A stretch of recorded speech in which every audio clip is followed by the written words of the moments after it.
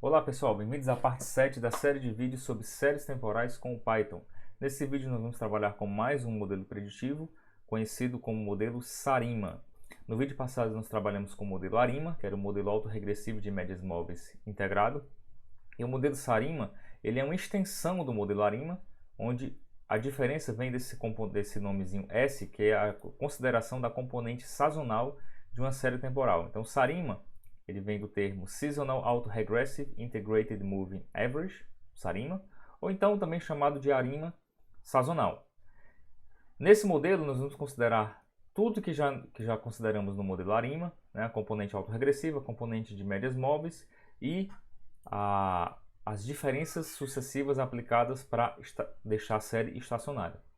A mesma coisa vai acontecer, só que agora nós vamos considerar mais parâmetros para o modelo, que são os parâmetros associados à componente sazonal. Então nós temos ainda o P, que é o parâmetro associado à ordem autorregressiva da componente de tendência, né, sem considerar a componente sazonal.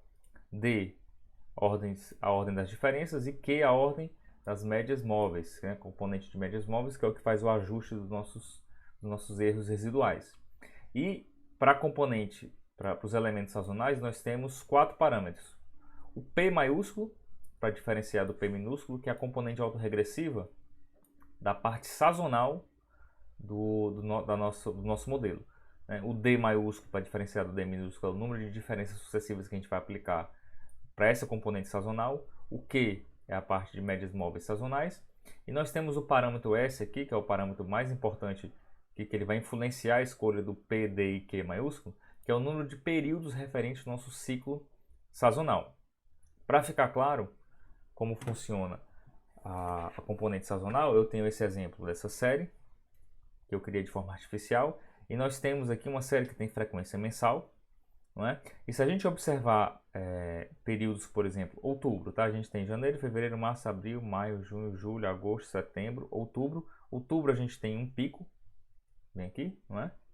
Nós temos um pico de novo aqui em outubro, agora de 2017, que era 2016. E em 2018, outubro, tem um pico também. Então vamos supor que eu escolha que o S a gente considere como sendo 12, ou seja, de 12 em 12 meses nós temos o ciclo, nossa sazonalidade tem um período anual, que é o que parece que está acontecendo aqui, né? Se eu escolher P maiúsculo igual a 2, isso significa que a previsão desse valor aqui de outubro de 2018, ele depende de maneira linear do valor de 2017, né, em outubro, e o valor de outubro de 2016, ou seja, a previsão desse período T aqui qualquer, ele vai sofrer influência de T menos 12, né, ou seja, T menos S, e de T menos 24. A mesma coisa vai acontecer se eu considerar, por exemplo, eu tenho julho, agosto, né? Agosto a gente também tem, ó, esse comportamento sazonal, né? Esse valor depende de T, se eu considerar aqui outro T, né? Diferente desse, esse Tzinho aqui. Aqui eu tenho um T menos 12 e T menos 24. Só que no modelo SARIMA, nós consideramos também a componente de tendência comum. Então, se eu quiser prever esse valor aqui, verdinho, T, tá? E eu considerar, por exemplo, um P minúsculo, tá? Igual a 3, esse valor também vai ser influenciado pelo valor T menos 1, T menos 2 e T menos 3. A mesma coisa vale para a componente de médias móveis, né? Se eu colocar Q igual a 3, a gente vai considerar que esses 3 pontos aqui para trás influenciam esse valor aqui. E o nosso D maiúsculo e o nosso D minúsculo, eles vão funcionar também utilizando a mesma lógica. Se o meu D maiúsculo, vou colocar aqui de verde, se o meu D maiúsculo for igual a 1, geralmente a gente só aplica uma diferença, né? Ele vai pegar as diferenças no intervalo de 12 e 12 períodos. Então, ele vai pegar, por exemplo, esse valor de janeiro menos esse valor de janeiro, o valor de fevereiro menos esse valor de fevereiro, sempre pegando esse intervalo de 12 em 12 meses. O nosso D minúsculo, ele funciona da forma que a gente já está acostumado. Ele vai pegar esse valor menos o anterior, esse valor menos o anterior, esse valor menos o anterior, para deixar a série estacionária. Então, a lógica é essa daí. Vamos ver aqui como é que a gente faz para analisar agora, tomar as decisões em relação a esses parâmetros, né? Então, eu tenho aqui um exemplo que a gente vai trabalhar, que é um dado que a gente tem no arquivo fire.csv, está aí na descrição do vídeo. Nós temos o número de queimadas no Brasil, para vários meses. Eu já fiz todo o procedimento aqui de importar o pandas, importar o matplotlib, criei o dataframe a partir desse arquivo CSV. Existia uma coluna chamada month, com M maiúsculo, que representava os períodos. Eu transformei essa coluna no formato datetime. Fiz com que essa coluna se tornasse o índice da tabela. E esse índice ele não estava ordenado, tá? Então eu apliquei aqui o sort index, para ele ordenar do período mais antigo para o mais recente, né? Para no final a gente ter esse resultado aqui, onde eu tenho o meu índice, são os períodos, os meses.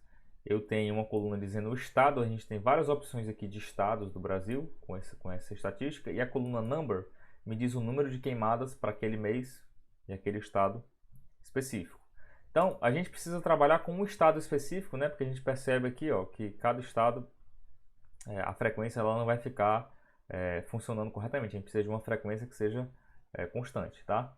Então, a gente vai considerar o caso aqui para o Amapá. Então, eu vou criar um novo dataframe, eu vou chamar de df1. Ele vai ser igual ao nosso dataframe original. Só que df.state, eu quero que seja igual a Amapá. Vamos dar uma olhada aqui, df.head, só para ver que funcionou. Então, nossa série df1, nosso dataframe df1, ele contém somente os registros do Amapá. Então, a gente tem aqui número de queimadas desde janeiro de 1998 até novembro de 2017. A gente tem um histórico bem grande aí do número de queimadas. Eu vou plotar essa informação, fig size igual a 15 por 6, só para a gente dar uma olhada nessa série temporal de forma visual. Então tá aí o nosso número de queimadas nesse histórico de frequência mensal para o Amapá. Então, a primeira coisa que a gente observa é que existem picos aqui no número de queimadas que parecem estar em intervalos iguais. Isso aqui é um indício de que essa série tem uma componente sazonal. Ela não é estacionária, né? A gente percebe aí que o erro, o ruído, né? Ele não está centrado no zero com variância constante. Ele tem aí uma tendência a variância estar acima do zero e não abaixo do zero, o que é comum, né? Já que essa variável ela não pode ter valores negativos. Então a gente já sabe que o Dzinho minúsculo a gente vai ter que colocar igual a 1 para deixar essa série estacionária. Mas a gente precisa analisar a componente sazonal. Então, uma forma de verificar, de confirmar que existe uma componente sazonal nessa série é fazer o agrupamento por mês, já que a gente aqui está desconfiando que esse período é anual, né?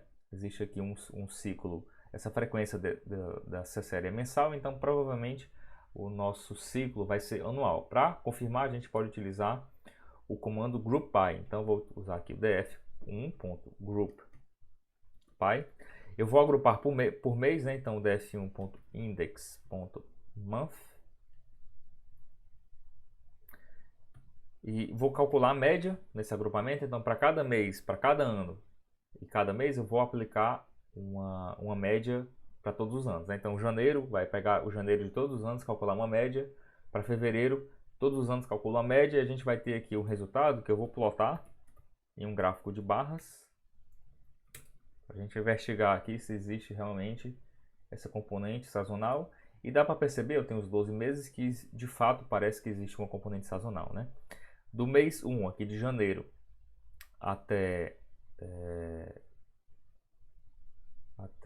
deixa eu ver aqui, junho, julho, agosto, até agosto a gente percebe que não existe um grande número de queimadas, né, para todos os anos, né? Estou calculando a média aqui de todos os anos para cada mês.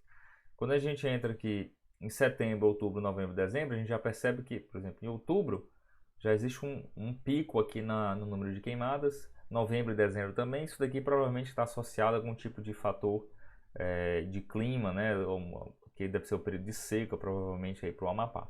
Então existe um componente sazonal. A gente pode confirmar essa componente utilizando o gráfico da autocorrelação parcial e total. Eu importei aqui a função que cria o gráfico de autocorrelação total e o gráfico de autocorrelação parcial. E aqui eu vou gerar o gráfico de autocorrelação total para a minha coluna number, né, que é o número de queimadas. E aqui eu estou pegando só um lag de 48 meses, tá? 4 anos. Então, vou executar aqui para a gente dar uma olhada na autocorrelação. E olha só, a gente percebe que a autocorrelação tem um padrão cíclico, né? de 12 períodos. Isso confirma que o nosso modelo, que a nossa série temporal tem uma componente sazonal muito forte. Mesma coisa é observada aqui na autocorrelação parcial. A gente percebe que tem um ciclo também de valores de autocorrelação. Então, a gente precisa agora verificar se a nossa série, olhando para a componente sazonal, se ela é estacionária ou não. Para verificar isso, como a gente está considerando que a nossa componente sazonal ela é período anual, né, de 12 em 12 meses, a gente pode verificar, a gente pode investigar a nossa série para cada mês. Então, eu vou fazer um filtro aqui, ó, df1, tá ok, df1.index.month. Vamos ver aqui para janeiro, igual a 1 é janeiro. Vou plotar o gráfico para a gente dar uma olhada na série, considerando só os meses de janeiro, para todos os anos. Ó. Então, a gente percebe que essa série aqui, ela não parece ter um comportamento estacionário, né? Variância não é constante. Então, a gente já sabe que, com certeza, a gente vai ter que aplicar o D maiúsculo igual a 1 para deixar a série estacionária. Para a gente verificar para todos os meses, a gente pode utilizar, aqui a gente pode gerar isso de forma automática, utilizando o agrupamento, ó, df1.groupby. Aí eu vou aplicar esse agrupamento de novo por mês. Só que agora eu vou plotar cada informação nesse agrupamento. Se eu executar esse comando, ó, ele vai gerar o gráfico para todos os meses. Então a gente tem aqui janeiro, foi esse mesmo gráfico aqui, fevereiro, março. Março a gente percebe que não é estacionário, né? Esse mês aqui também claramente não é estacionário, a gente tem uma média aqui que salta. Então o D maiúsculo vai ter que ser igual a 1, com certeza. Então, para a gente fazer o teste aqui da aplicação do modelo Sarima, nós vamos utilizar o Stats Models, né, que é o pacote que a gente está utilizando para criar os nossos modelos preditivos. E a classe que a gente vai importar desse pacote se chama Sarimax. Ele acrescenta esse S aqui no final, que ele está contido dentro desse subpacote aqui. Tá? Então, eu vou importar ele from, aquele nome ali em cima, stats models.tsa.state space.sarimax import Sarimax. É isso?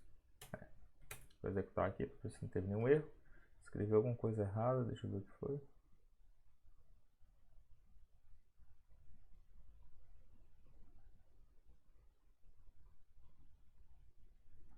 From stats model, deixa eu copiar aqui.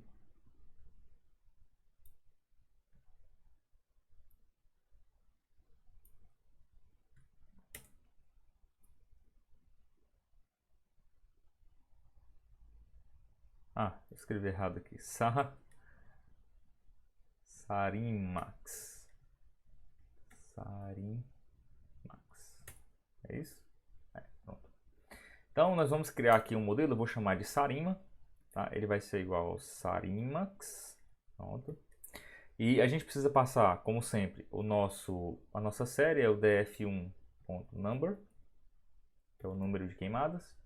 E a gente vai passar dois parâmetros aqui. O primeiro é o parâmetro order, igual ao modelo Arima. A gente vai passar as componentes de tendência, o nosso P, D e Q minúsculos. A gente vai criar esse modelo especificamente aqui, tá? O Sarima 121, 312, 12, né? Já que o nosso período é de 12 em 12 meses. Então, o order a gente vai passar 2,1,2. E para passar a componente sazonal, é seasonal order, vai ser igual a 312, 12. No final a gente coloca aqui o comando fit, né, para ele ajustar o modelo com essa configuração aqui em cima dessa série. Eu já vou aproveitar aqui embaixo para calcular o nosso erro médio residual. Sarima.reside vai ser os erros residuais, eu vou elevar ao quadrado para a gente ter o erro residual, o erro quadrático, e aplicando ponto min a gente tem a média. Vou executar aqui para ele treinar o modelo. Vocês vão perceber que vai demorar um pouquinho, porque esse modelo é pesado, tá?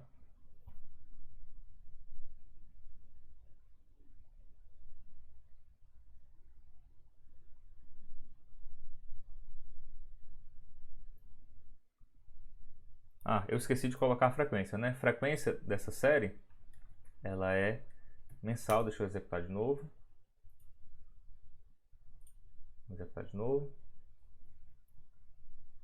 A frequência MS significa que é mensal, onde o primeiro dia do mês é que é considerado, né? Se a gente olhar para a série lá em cima, a gente tem sempre dia 1º de janeiro, dia 1º de fevereiro, 1º de março. Então esse MS aqui é o código que a gente diz que a frequência é mensal. E o S aqui é start, né? No início do mês. O modelo está aí ajustando ainda. E está aqui o nosso erro residual, ele terminou de ajustar, né? A gente teve esse erro residual aqui de 16.353 ponto alguma coisa.